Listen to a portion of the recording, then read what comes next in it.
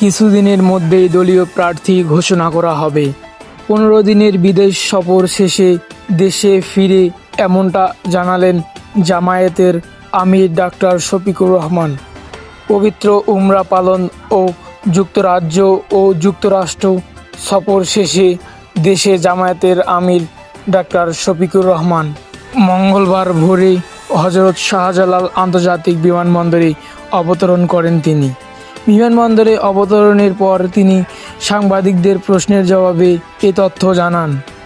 এ সময় নির্বাচন কমিশনের কাছে ভোটাধিকার রেজিস্ট্রেশনের আরও 15 দিন সময় বাড়ানোর দাবি জানিয়েছেন দলের আমির।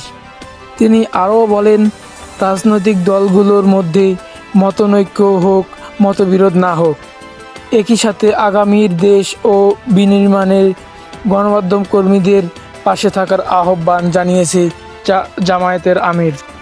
আমার উপর একটা দায়িত্বের ভার অর্পণ করেছে।